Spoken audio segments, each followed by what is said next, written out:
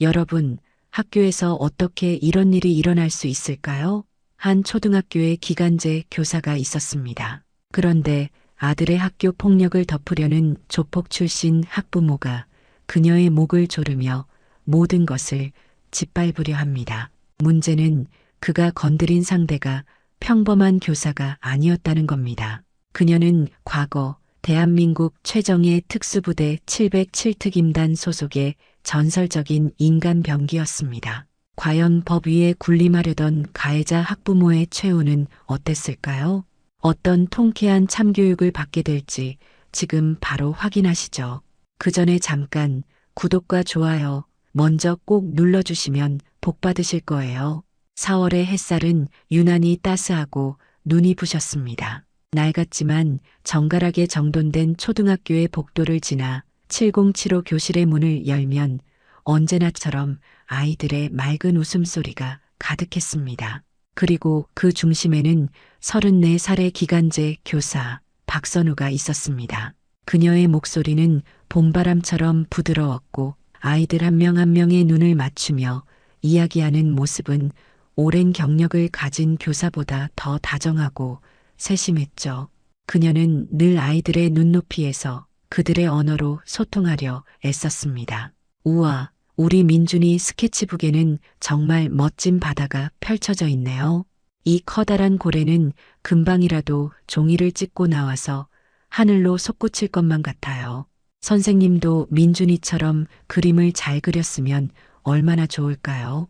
선우의 진심 어린 칭찬에 창가 맨 뒷자리에 앉은 김민준 아이의 작은 얼굴이 사과처럼 붉어졌습니다. 민준이는 말이 거의 없고 친구들 무리에 잘 섞이지 못하는 내성적인 아이였습니다. 하지만 하얀 도화지 위에서만큼은 그 누구보다 자유롭고 대담했죠.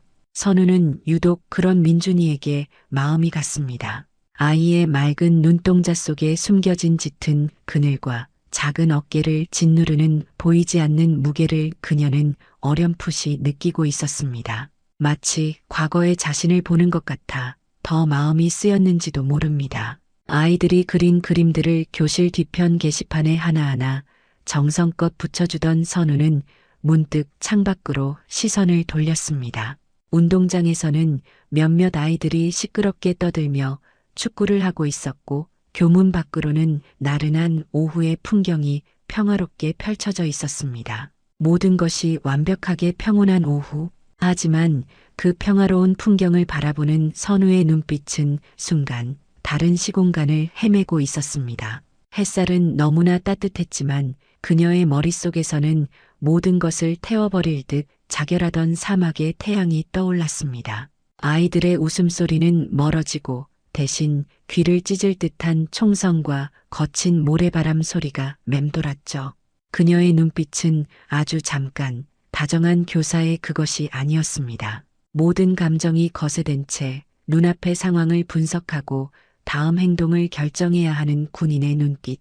깊이를 알 수 없는 슬픔과 지독한 죄책감이 뒤섞인 그 눈빛은 그녀의 평온한 미소라는 가면 뒤에 얼마나 큰 상처가 숨겨져 있는지를 짐작하게 했습니다.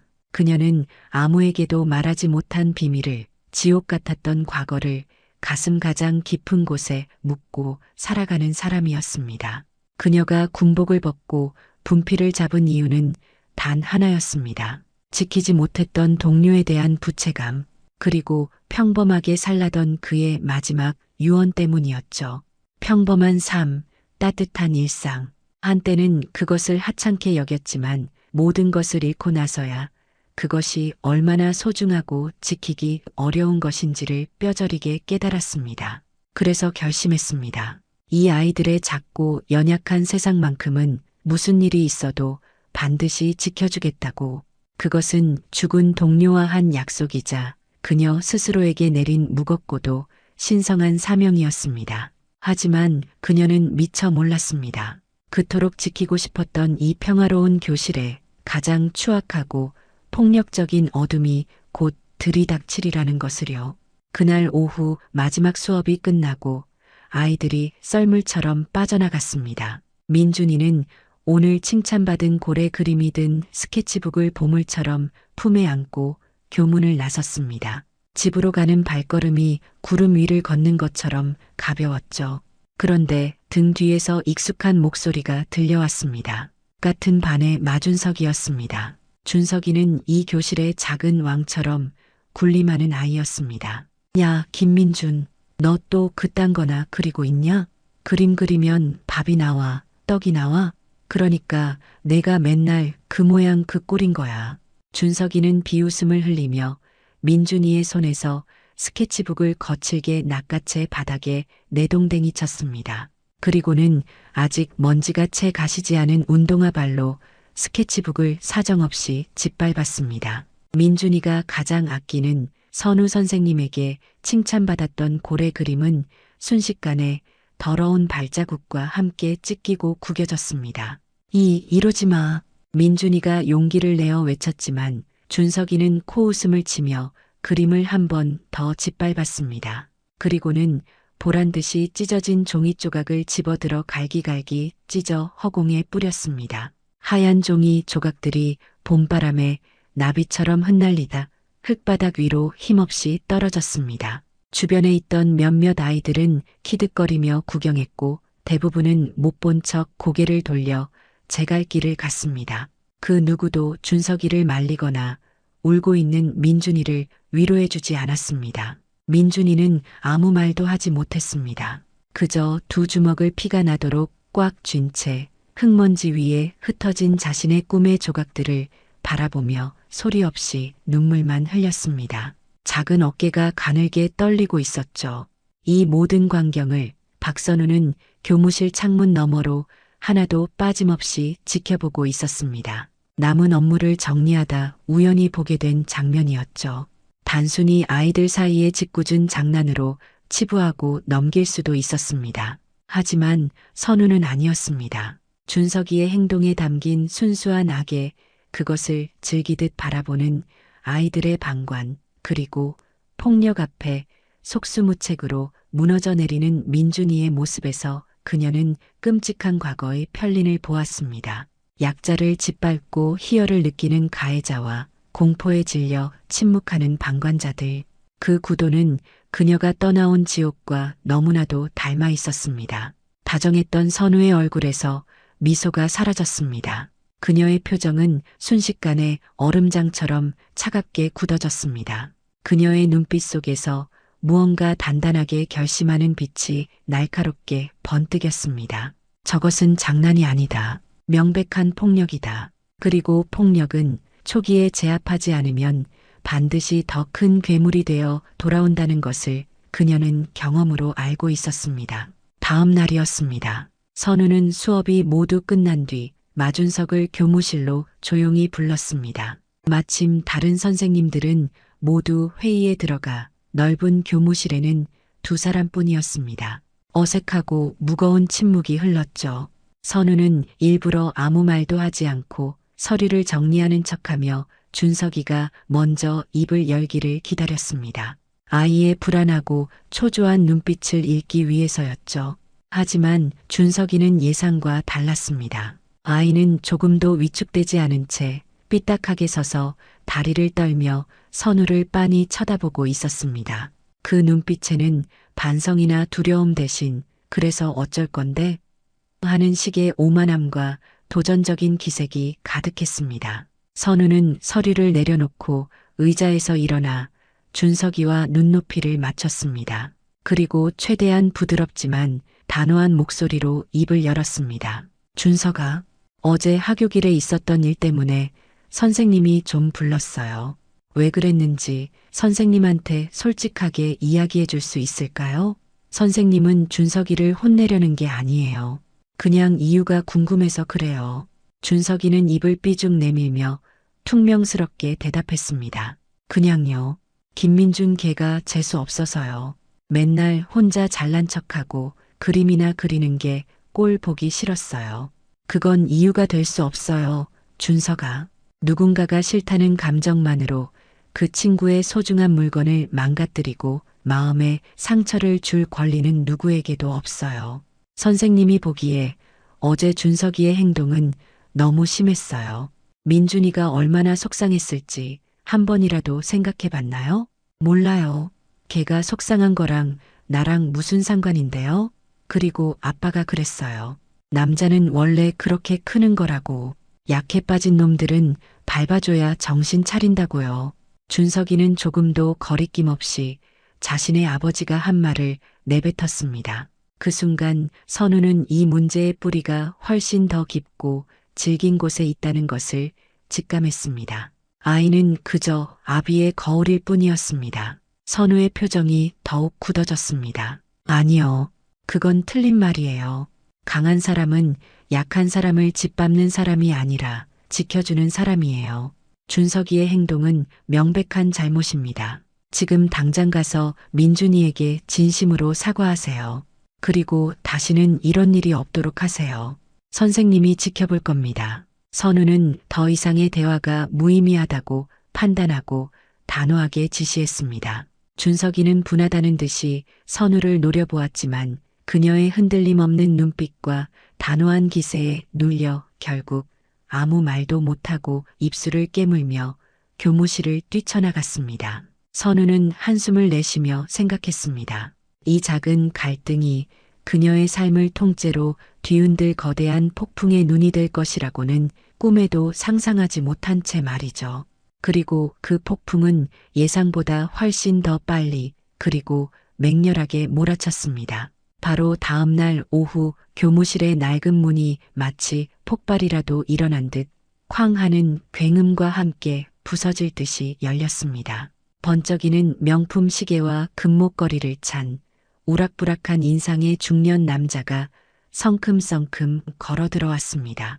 비싼 외제차 키를 손가락에 끼고 흔드는 그의 온몸에서는 돈과 위협의 냄새가 동시에 풍겨왔습니다. 그의 뒤에는 그림자처럼 표정 없는 얼굴의 남자가 그림자처럼 따라붙었죠. 학교의 조용하고 평화로운 공기는 그가 들어서는 순간 순식간에 얼어붙었습니다. 바로 마준석의 아버지 사채업과 유흥업소를 운영하는 마동철이었습니다. 어떤 년이야? 어떤 년이 감히 하늘 같은 우리 아들한테 선생질을 해. 마동철은 교무실이 떠나가라 고함을 질렀습니다. 그의 목소리는 교무실의 유리창을 뒤흔들 정도로 컸고 주변에 있던 다른 교사들은 모두 겁에 질려 하던 일을 멈추고 자리에서 얼어붙었습니다. 교감 선생님이 황급히 다가와 그의 팔을 잡으며 진정시켰습니다. 아버님, 진정하시고 무슨 일이신지 말씀으로. 이거나 당신하고는 볼 일 없어. 내 아들한테 손가락질했다는 그 여자나 당장 나오라고 해. 마동철은 교감을 돼지멱다는 소리 취급하며 거칠게 밀어냈습니다. 그의 이글거리는 눈은 오직 한 사람, 창가 자리에 조용히 앉아 자신을 바라보고 있는 박선우를 향해 있었습니다. 그는 성큼성큼 선우의 책상 앞으로 다가와 육중한 몸으로 책상 모서리를 짚었습니다. 선우의 얼굴 바로 앞까지 자신의 얼굴을 들이밀었죠. 역겨운 술 냄새와 비싼 향수 냄새가 뒤섞여 선우의 코를 찔렀습니다. 당신이야? 얼굴 반반한 거 믿고 설쳐대는 그 기간제 선생이 당신이냐고. 그는 대놓고 선우의 외모를 비하하며 모욕적인 말을 쏟아냈습니다. 아래 위로 훑어보는 그의 시선은 노골적이고 더러웠습니다. 어디서 굴러먹다 온 뼈다귀인지는 모르겠다만 주제 파악 좀 하고 살아. 응? 내가 누군지 알아? 이 동네에서 나 마동철 이름 석자 대면 울던 애도 그치는 사람이야. 내 아들은 이 아빠처럼 왕으로 살 놈이라고. 그런데 당신 같은 월급쟁이 나부랭이가 감히 내 아들 앞길을 막아? 죽고 싶어 환장했어? 그의 입에서 나오는 모든 단어는 폭력이었고 협박이었습니다. 하지만 그 험악한 분위기 속에서도 선우는 조금도 동요하지 않았습니다. 그녀는 자리에서 조용히 일어나 마동철의 눈을 피하지 않고 똑바로 마주했습니다. 그녀의 얼굴에는 두려움이나 당황한 기색이 전혀 없었습니다. 오히려 너무나도 평온하고 침착해서 마동철이 오히려 기이하게 느낄 정도였죠. 마준석 학생 아버님이시군요. 처음 뵙겠습니다. 담임 교사 박선우입니다. 아버님, 여기는 신성한 교육의 공간인 학교입니다. 다른 선생님들과 학생들이 보고 있으니 언행에 주의해 주시길 정중히 부탁드립니다. 선우의 목소리는 떨림 하나 없이 맑고 단호했습니다. 그리고 저는 준석이에게 손가락질을 하거나 앞길을 막은 적이 없습니다. 단지 친구에게 저지른 잘못된 행동을 바로잡아주고 진심으로 사과하도록 지도했을 뿐입니다. 그것은 상처받은 학생을 보호하고 잘못을 저지른 학생을 올바르게 이끌어야 할 의무가 있는 교사로서 당연히 해야 할 일이었습니다. 선우의 조목조목하고 논리적인 대답은 불길에 기름을 붓는 격이었습니다. 마동철은 자신의 돈과 폭력 그리고 위세 앞에서 감히 저항하는 사람이 있다는 사실 자체를 받아들이지 못했습니다. 그의 세상에서는 있을 수 없는 일이었으니까요. 저 가냘프고 연약해 보이는 여교사가 지금쯤이면 벌벌 떨며 용서를 빌고 다시는 자기 아들에게 밉보이지 않겠다고 싹싹 비는 것이 당연한 그림이었습니다. 나 당연히 해야 할 일? 이 여자가 진짜 미쳤나? 지금 나를 가르치려 들어? 선생이면 다야? 내가 돈이면 안 되는 게 없는 세상에서 살게 해줬더니 진짜 세상 무서운 줄 모르네. 이성을 완전히 잃어버린 마동철이 버럭 소리를 질렀습니다. 그리고 다음 순간 그는 모두가 지켜보는 앞에서 끔찍한 행동을 저질렀습니다. 그가 선우에게 맹수처럼 달려들어 그녀의 멱살을 우악스럽게 움켜쥐었습니다. 그리고는 연약한 그녀의 몸을 벽으로 거칠게 밀어붙였습니다. 쿵 하는 둔탁한 소리와 함께 선우의 등이 차가운 콘크리트 벽에 세게 부딪혔습니다.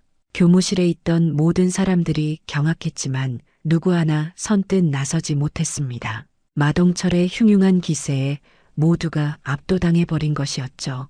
그리고 잠시 후 상상조차 할 수 없었던 인간으로서 넘지 말아야 할 선을 넘는 일이 벌어졌습니다. 마동철은 선우의 멱살을 잡았던 손을 그대로 그녀의 가느다란 목으로 옮겼습니다. 그리고는 온몸에 체중을 실어 그녀의 목을 사정없이 조르기 시작했습니다. 내년이 오늘 진짜 죽고 싶어서 환장을 했구나. 그래, 내가 소원대로 아주 편하게 보내주마.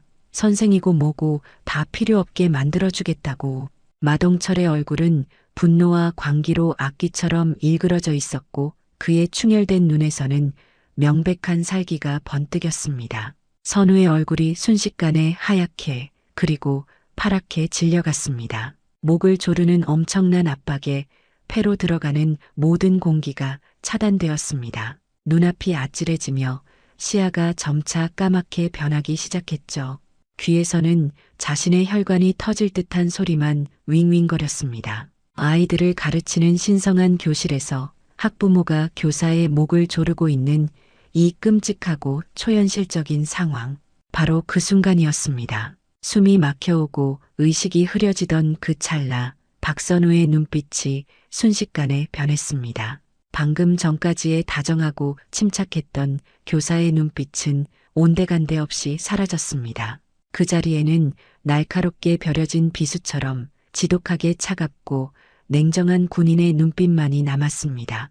그녀의 뇌는 산소가 부족한 와중에도 본능적으로 상황을 분석하기 시작했습니다. 상황 발생, 적대적 개체에 의한 직접적 생명 위협, 대응 프로토콜 알파-7 발동, 수만 번의 반복 훈련으로 그녀의 세포 하나하나에 각인된 본능이 깨어났습니다. 지금 이 자세에서 상대의 압박을 푸는 가장 효율적인 방법, 상대의 균형을 무너뜨리고 가장 빠르고 효과적으로 급소를 공격하여 무력화시키는 최적의 움직임. 그녀의 손가락이 마동철의 안구를 향해 다른 한 손은 그의 가장 취약한 경동맥을 향해 움직이려 했습니다. 상대를 완전히 제압하는 데는 0.5초도 걸리지 않을 터였습니다. 그녀의 근육들이 폭발적인 힘을 내기 위해 꿈틀거렸습니다. 하지만 그녀는 가까스로 정말 필사적으로 그 맹렬한 충동을 억눌렀습니다. 그녀는 스스로에게 속삭였습니다. 여기는 총성과 폭음이 가득한 적진이 아니다. 눈앞에 있는 것은 제거해야 할 타겟이 아니라 내가 가르치는 아이의 아버지다. 그리고 무엇보다 지금 나는 군인 박선우가 아니다. 교사 박선우다. 아이들을 지키기 위해 선택한 이 자리에서 똑같은 폭력을 행사하는 괴물이 될 수는 없었습니다. 그녀는 공격 자세를 거두는 대신 최소한의 하지만 가장 효율적인 움직임만을 사용했습니다. 목을 조르는 마동철의 두툼한 손목에 그녀는 자신의 가느다란 손가락을 걸었습니다. 그리고 인체의 구조와 급소를 완벽하게 이해하고 있는 자만이 할 수 있는 정확한 각도로 그의 손목 관절을 부드럽게 하지만 아주 강하게 비틀었습니다. 거창한 기술이 아니었습니다. 하지만 그 작은 움직임은 마동철에게 마치 손목이 부서져 나가는 듯한 뇌까지 전달되는 극심한 고통을 안겨주었죠. 크악! 마동철은 난생 처음 느껴보는 날카로운 고통에 자신도 모르게 비명을 지르며 손을 놓치고 말았습니다. 그는 자신의 손목을 부여잡고 비틀거리며 몇 걸음 뒤로 물러섰습니다. 하지만 그는 그 고통의 원인을 전혀 이해하지 못했습니다. 그저 이 가냘프고 연약한 여교사가 죽기 살기로 발악하다가 운 좋게 자신의 급소를 건드렸다고 그렇게 착각했을 뿐이었습니다. 분노와 함께 여자 따위에게 고통을 느꼈다는 모멸감에 그의 얼굴은 더욱 흉측하게 일그러졌습니다. 이 미친년이 끝까지 발악을 하는구나. 가만두지 않겠어. 그가 다시 짐승처럼 달려들려던 순간 뒤에서 조용히 모든 상황을 지켜보던 그의 오른팔, 이 실장이 그의 팔을 강하게 붙잡으며 말렸습니다.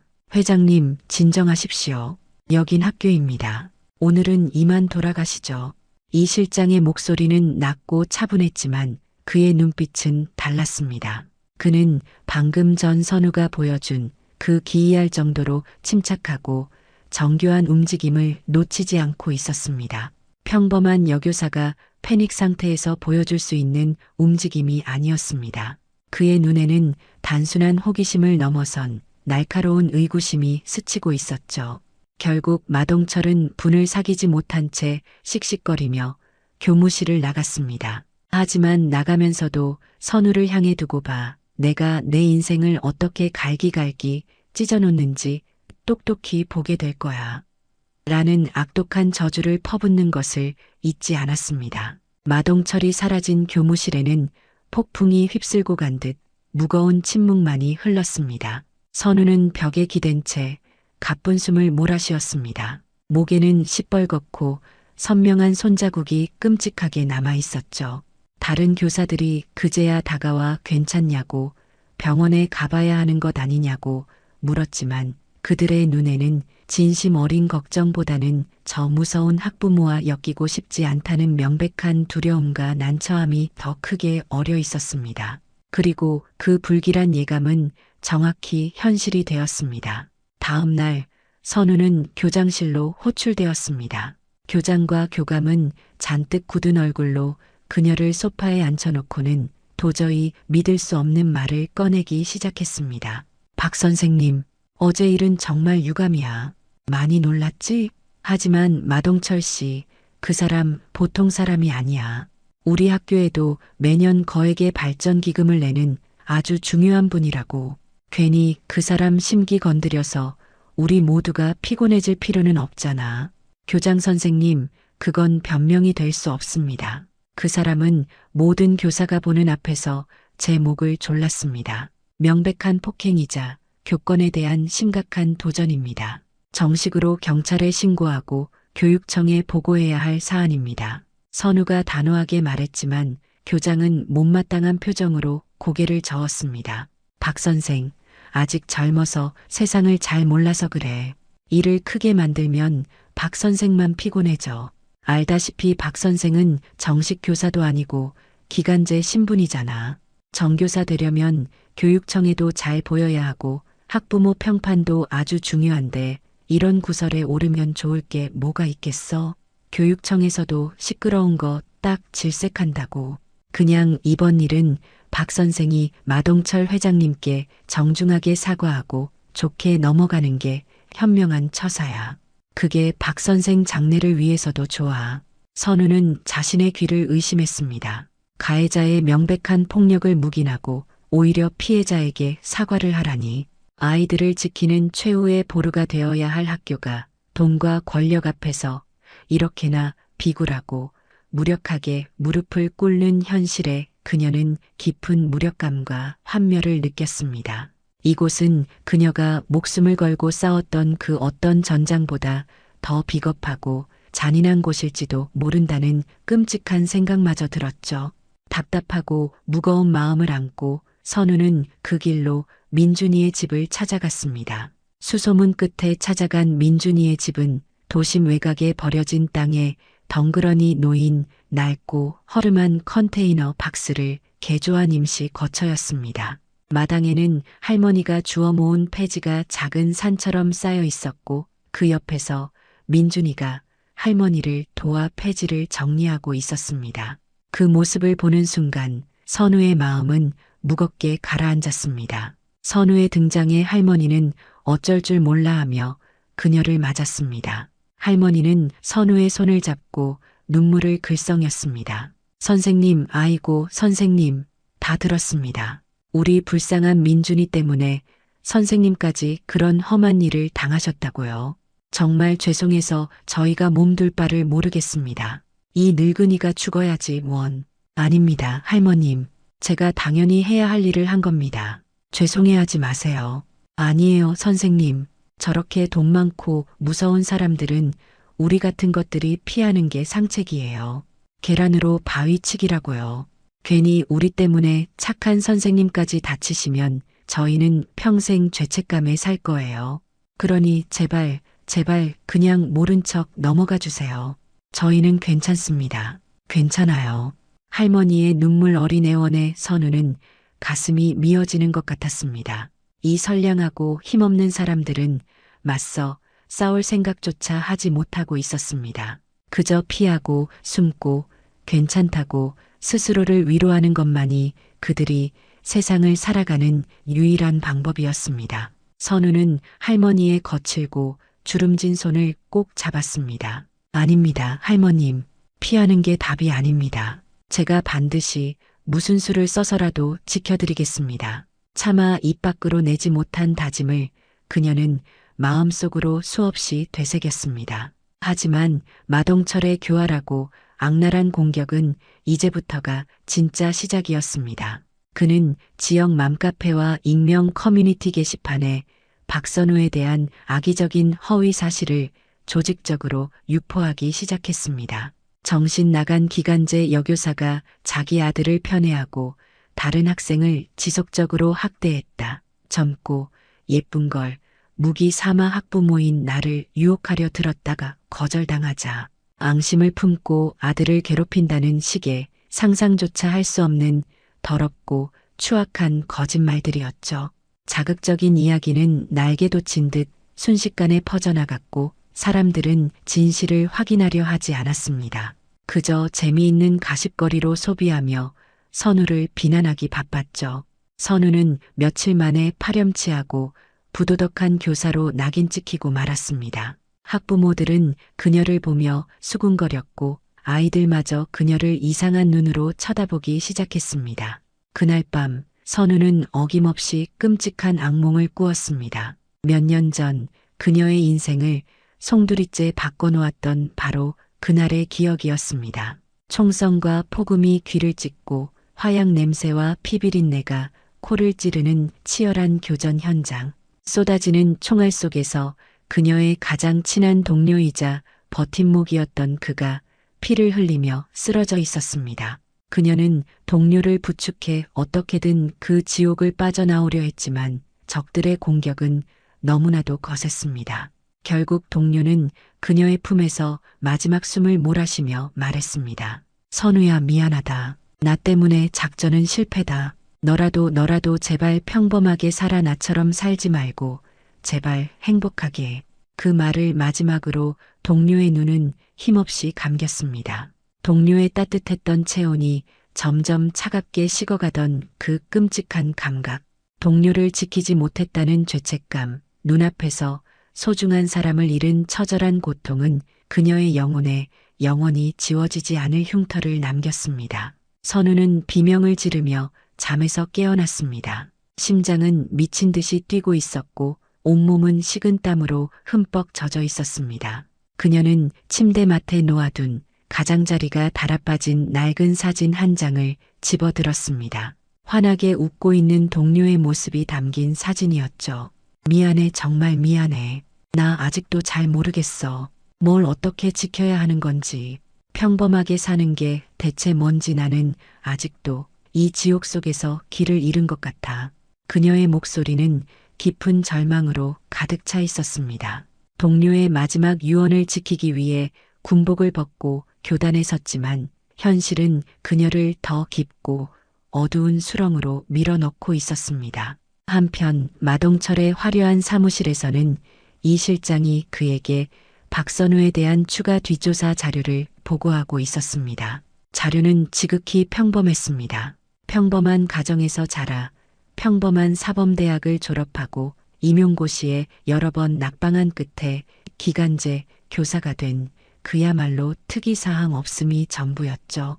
회장님, 보시는 바와 같이 그냥 평범한 여자입니다. 멘탈이 좀 강한 것 같긴 하지만 곧 제풀에 지쳐 나가 떨어질 겁니다. 아니, 그 여자 뭔가 이상해. 분명히 무언가를 숨기고 있어. 눈빛이 보통 내기가 아니었어.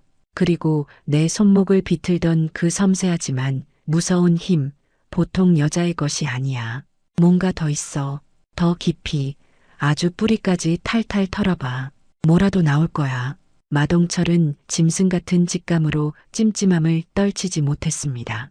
이 실장 역시 보고서를 내려놓으면서도 선우가 보여줬던 그 기묘할 정도로 침착하고 군더더기 없었던 움직임을 계속해서 머릿속으로 되감아 보았습니다. 평범한 교사에게서는 도저히 나올 수 없는 수없이 단련된 자의 움직임, 그의 마음속에 자리 잡은 의심의 씨앗은 점점 더 커져만 갔습니다. 절망적인 상황 속에서도 선우는 포기하지 않았습니다. 그녀는 몇몇 용기 있는 동료 교사들의 증언과 복도에 설치된 CCTV 영상을 어렵게 확보했습니다. 영상에는 마동철이 교무실로 난입해 소란을 피우고 선우의 멱살을 잡는 장면까지 희미하게나마 찍혀 있었죠. 그녀는 이 모든 자료를 모아 교육청에 정식으로 신고했습니다. 드디어 진실이 밝혀지고 정의가 실현될 것이라는 마지막 희망의 불씨를 피워 올리는 심정이었습니다. 하지만 현실은 마지막 남은 희망마저 잔인하게 짓밟았습니다. 마동철이 손을 쓰자 교육청 담당 장학사의 태도는 180도 돌변했습니다. 그는 갑자기 선우의 과잉 대응과 미숙한 학부모 관리 능력을 문제 삼기 시작했습니다. 오히려 그녀를 징계위원회에 회부할 수도 있다며 협박했죠. 보이지 않는 거대한 손이 모든 것을 쥐고 흔드는 듯한 절망감이 선우를 덮쳤습니다. 마동철의 비열하고 잔인한 공격은 여기서 그치지 않았습니다. 그는 조폭 몇 명을 시켜 민준이 할머니가 며칠 밤낮으로 주워 모은 폐지가 가득 실린 리어카를 일부러 엎어버렸습니다. 비가 내리는 저녁 할머니의 생계수단이자 모든 것이었던 폐지 더미는 흙탕물에 젖어 길바닥에 처참하게 흩어져 있었습니다. 그 앞에서 할머니는 망연자실한 표정으로 주저앉아 있었고 그 옆에서 민준이는 비를 맞으며 서럽게 하지만 소리도 내지 못하고 울고 있었습니다. 그 광경을 멀리서 목격한 순간 선우 안에서 무언가 툭하고 단단히 끊어지는 소리가 났습니다. 다정하고 이성적이던 교사 박선우의 인격이 완전히 파괴되었습니다. 그녀의 눈빛에서는 온기라고는 찾아볼 수 없었고 지독한 분노와 얼음 같은 결의만이 섬뜩하게 빛나고 있었습니다. 그녀는 깨달았습니다. 교사 박선우의 방식, 이 사회가 정해놓은 합법적이고 상식적인 방식으로는 저 악마로부터 이 선량하고 무력한 사람들을 결코 지켜낼 수 없다는 것을 법과 상식 위에 군림하며 폭력을 숭배하는 짐승에게는 그가 유일하게 알아들을 수 있는 언어, 즉 더 큰 힘과 압도적인 폭력으로 대답해줘야 한다는 것을 그녀는 결심했습니다. 오랫동안 스스로 봉인해 두었던 과거의 자신을, 인간병기라 불렸던 군인 박선우를 꺼내기로, 동료의 유언을 어기는 한이 있더라도 지금 눈앞의 약자를 짓밟는 저 악마를 심판하는 것이야말로 그에 대한 진정한 속죄이자 추모가 될 것이라고, 그녀는 스스로 걸었던 교사 박선우라는 족쇄를 부숴버리기로 마음먹었습니다. 그날 밤 선우는 자신의 방 가장 깊숙한 곳, 한 번도 열어보지 않았던 낡은 군장을 꺼냈습니다. 캐캐 묵은 먼지를 털어내고 군장을 열자 그 안에는 그녀의 피와 땀 그리고 고통으로 얼룩진 과거가 고스란히 담겨 있었습니다. 그리고 그 중에서 낡고 투박한 위성 전화기처럼 보이는 암호화된 군용 통신 장비를 꺼내 들었죠. 아주 오랫동안 사용하지 않아 손에 잡히는 감촉조차 낯설었습니다. 그녀는 잠시 망설였지만 이내 단호한 표정으로 전원을 켰습니다. 짧은 암호 인식 과정이 끝난 뒤 수화기 저편에서 극도로 절제된 익숙한 목소리가 들려왔습니다. 선우는 망설임 없이 얼음장처럼 차갑고 건조한 목소리로 말했습니다. 나다. 청소가 필요해. 수화기 너머의 상대는 이유를 묻지 않았습니다. 그저 침착하게 대답할 뿐이었죠. 알겠다. 좌표와 타겟 정보, 요청하는 지원 수준을 전송해. 언제나처럼 흔적 없이 처리하지. 마치 오랫동안 이 순간을 기다려왔다는 듯이 선우의 목소리는 더 이상 아이들을 가르치던 다정한 선생님의 목소리가 아니었습니다. 목표를 설정하고 작전을 지시하는 냉정한 지휘관의 목소리였습니다. 같은 시각, 이 실장은 마동철의 사무실에서 그의 통화를 우연히 엿듣게 되었습니다. 그래, 아주 확실하게 처리해. 그 교사년차 트렁크에 최상급 필로폰 한 뭉치만 슬쩍 넣어놔. 그리고 바로 경찰에 익명으로 신고해. 그럼 그년 인생은 그걸로 완벽하게 끝이야. 교사는 무슨 평생 마약사범 꼬리표 달고 감옥에서 썩게 될 테니 아주 깨끗하고 조용하게 처리하라고. 하하. 전화기 너머로 들려오는 마동철의 잔인하고 악랄한 목소리에 이 실장의 얼굴이 하얗게 굳었습니다. 폭행과 협박을 넘어 이제는 한 사람의 인생을 완전히 파멸시키려는 계획. 이것은 그가 마지노선으로 생각했던 인간의 도리를 아득히 넘어선 행위였습니다. 그의 머릿속에 몇 년 전 인적이 드문 골목길에서 험악한 불량배들에게 둘러싸여 공포에 떨던 자신의 어린 딸을 호련히 나타난 어떤 여성이 순식간에 구해주었던 기억이 희미하게 떠올랐습니다. 그는 인간으로서 넘지 말아야 할 선 앞에서 깊은 고뇌에 빠졌습니다. 그때부터 보이지 않는 전쟁, 정보전이 시작되었습니다. 선우는 교사로서의 모든 활동을 잠시 멈췄습니다. 병가개를 낸 그녀는 작은 방에 틀어박혀 마치 과거의 작전 통제실에서처럼 움직였습니다.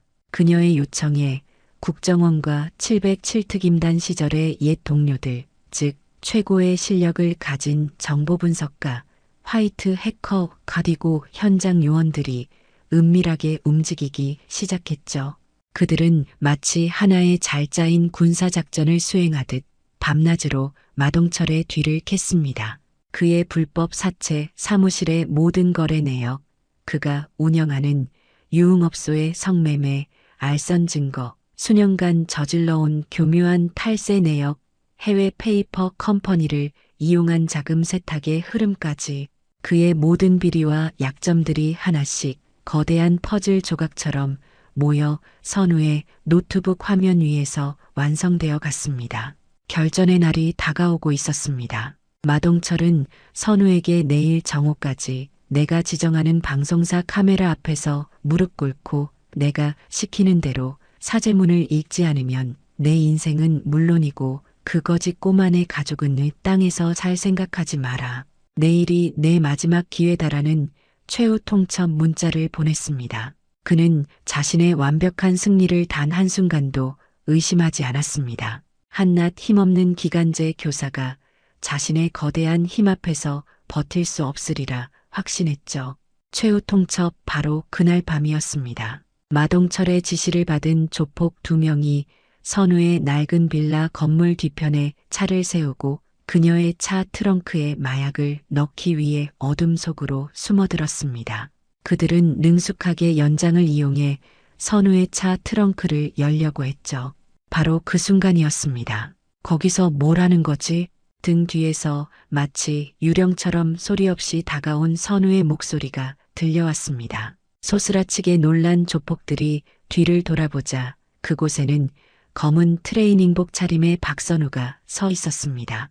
달빛을 등진 그녀의 모습은 이 세상 사람이 아닌 것처럼 비현실적으로 느껴졌습니다. 조폭들은 잠시 당황했지만 이내 비웃으며 주머니에서 날카로운 칼을 꺼내 들었습니다. 운 없는 년, 얌전히 있었으면 차만 망가졌을 텐데 이제 내 몸도 망가지게 생겼구나. 하지만 그들이 위협적인 행동을 하기도 전에 선우의 몸이 먼저 움직였습니다. 그녀의 움직임은 맹수의 그것처럼 빠르고 흐르는 물처럼 유연했습니다. 그녀는 단 한 대의 유효타도 허용하지 않았습니다. 그저 상대의 공격을 가볍게 흘려내고 그 힘을 역이용해 관절을 꺾고 급소를 정확히 눌러 순식간에 제압할 뿐이었습니다. 억하는 짧은 비명소리와 함께 건장한 조폭 2명은 힘 한 번 제대로 써보지 못하고 바닥에 큰 대자로 뻗어 의식을 잃었습니다. 이 모든 일이 일어나는 데 걸린 시간은 단 30초도 되지 않았습니다. 선우는 그들의 휴대폰을 꺼내 이 실장의 번호로 전화를 걸었습니다. 그리고는 의식을 잃은 조폭의 입에 휴대폰을 대고 말했습니다. 실패했다. 얼마 후 이 실장의 전화가 울렸습니다. 간신히 정신을 차린 조직원의 목소리는 공포와 고통으로 완전히 질려 있었습니다. 실장님, 그 여자는 사람이 아닙니다. 귀신입니다. 손가락 하나로 우리 둘을 그냥 장난감처럼 그 순간 이 실장의 뇌리에 잊고 있던 기억의 조각들이 번개처럼 스쳐 지나가며 하나의 그림으로 완성되었습니다. 몇 년 전 인적이 드문 골목길에서 험악한 남자들에게 둘러싸여 공포에 떨던 자신의 어린 딸. 그때 어디선가 호련히 나타난 한 여성이 믿을 수 없는 움직임으로 순식간에 남자들을 제압하고 딸을 구해줬었습니다. 경황이 없어 제대로 감사 인사도 못했지만 어둠 속에서 스치듯 봤던 그 여성의 날렵하고 단호한 뒷모습, 그리고 방금 전 조직원의 공포에 질린 묘사가 며칠 전 교무실에서 마동철의 손목을 비틀던 박선우의 그 비범하고도 정교한 움직임과 완벽하게 하나로 겹쳐졌습니다. 설마 그 사람이 박선우 선생이었어? 모든 퍼즐 조각이 맞춰지는 순간이었습니다. 이 실장은 더 이상 망설이지 않았습니다. 그는 곧장 마동철의 사무실로 향했습니다. 그리고 아무도 없는 틈을 타 마동철의 개인 금고에서 그의 모든 비리와 약점이 담긴 비밀 장부가 든 USB를 몰래 빼돌렸습니다. 그것은 마동철을 한 번에 무너뜨릴 수 있는 결정적인 증거였습니다. 이 실장은 곧바로 선우에게 몰래 연락했습니다. 약속 장소인 한적한 공원에 나타난 그는 선우에게 깊이 고개를 숙이며 USB를 건넸습니다. 몇 년 전 제 딸 아이를 구해주셨더군요. 이제야 알아봤습니다. 그동안 회장 밑에서 꾸준히 일을 한 죄 정말 죄송합니다. 그리고 제 딸을 구해주셔서 정말 감사합니다. 이 은혜는 이렇게라도 갚겠습니다. 마 사장은 이걸로 끝입니다. 선우는 말없이 USB를 받아들었습니다. 예상치 못한 조력자의 등장이었지만 그녀는 크게 놀라지 않았습니다. 세상은 생각보다 좁고 인연은 기묘하게 얽혀 있다는 것을 그녀는 이미 알고 있었으니까요. 그저 묵묵히 고개를 끄덕일 뿐이었습니다. 이제 심판을 위한 마지막 퍼즐 조각까지 모두 맞춰졌습니다. 다음 날 정오, 마동철은 강남이 한눈에 내려다 보이는 자신의 화려한 펜트하우스 사무실 소파에 앉아 시계를 보고 있었습니다. 이제 곧 박선우라는 하찮은 여교사가 찾아와 자신의 발밑에 무릎을 꿇고 애원할 것이라 생각하며 만족스러운 미소를 짓고 있었죠. 그때 사무실 문이 조용히 열리고 박선우가 약속대로 혼자 들어왔습니다. 마동철은 와인을 한 모금 마시며 비웃었습니다. 그래, 이제야 주제 파악이 좀 되나 보지? 꼴을 보니 아직 사죄할 준비는 안 된 것 같은데. 어서 꿇어.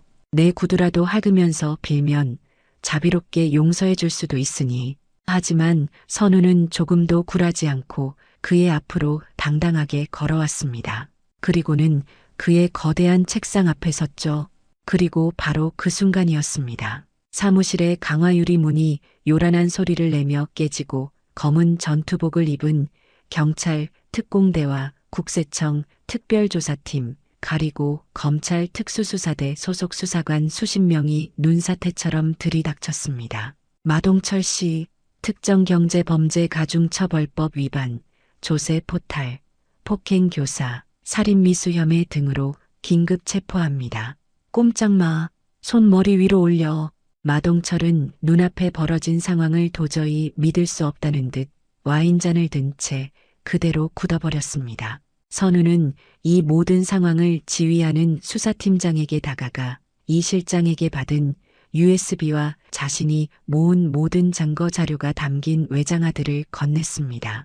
그리고는 넋이 나간 채 자신을 바라보는 마동철에게 다가가 조용하지만 그 어떤 총성보다 날카로운 목소리로 말했습니다. 당신이 어제 목을 졸랐던 건 힘없는 한 여교사의 목이 아니야. 그녀는 잠시 말을 멈추고 경멸과 연민이 뒤섞인 눈으로 그의 눈을 똑바로 응시했습니다. 당신 같은 인간 쓰레기들로부터 이 나라의 힘없고 약한 아이들을 지키겠다는 한 군인의 신념과 맹세였다. 그 말의 의미를 깨달은 순간 마동철의 얼굴은 공포로 새하얗게 질렸습니다. 그는 마지막 남은 이성을 잃고 발악하며 선우에게 짐승처럼 달려들었습니다. 내 인연, 내가 감히 내가 너를 죽여버리겠어. 하지만 그의 육중한 주먹은 선우에게 닿지 못했습니다. 선우는 바람처럼 움직여 달려드는 그의 팔을 너무나도 가볍게 붙잡아 뒤로 꺾어버렸습니다.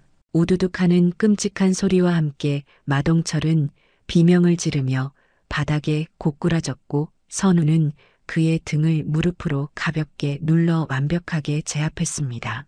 곧이어 수사관들이 달려와 그의 손에 차갑고 묵직한 수갑을 채웠습니다. 모든 것이 끝난 순간 한때 세상을 다 가진 듯 군림했던 마동철은 공포와 패배감 그리고 도저히 이해할 수 없는 현실 앞에 완전히 무너져 내렸습니다. 그는 바닥에 엎드려 제압당한 채 어린아이처럼 눈물과 콧물을 쏟아내며 절규했습니다.